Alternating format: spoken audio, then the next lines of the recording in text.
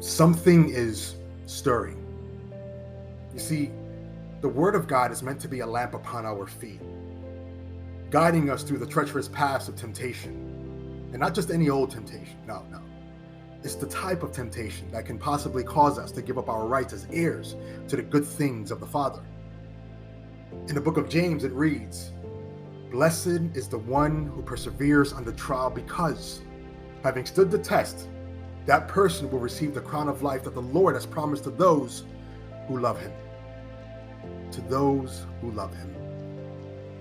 Love. Quite often, it is defined as a feeling of intense emotion toward another. It is about embracing and accepting the differences without compromise. But let me ask you this. What if love wasn't just about acceptance?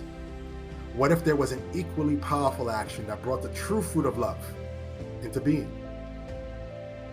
When we look back upon the testimony of Jesus Christ, we read of his birth, his time with the teachers at the temple, the calling out to his disciples, his countless works and wonders. All of these things that greatly represented the level of love he has for us. But there was still something greater, something far more reaching: his sacrifice. So, as we have seen love through a view of acceptance, the greatest act of love to be recorded in human history was one of denial. It was the driving force of denying thyself that made room for Jesus to persevere under trial, maintain his focus during his crucifixion, and having stood the test, the most widely debated event in all of history, his resurrection. The Word of God. How fortunate we are to have direct access to the libraries of the Father's heart without restrictions or limitations. This Word, that even though the grass withers and the flowers fall, it never fades. This Word that has been there since the very beginning, of which all creation is anchored upon. It has something stirring within us. Not a feeling, but a prompting to show who God is by walking as Christ did.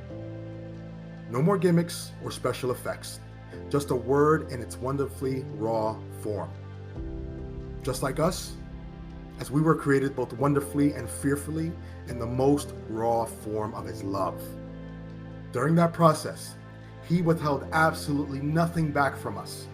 Despite what the other members of the Heavenly Council may have whispered into God's ear, he refused to deny the possibility of greatness for his creation.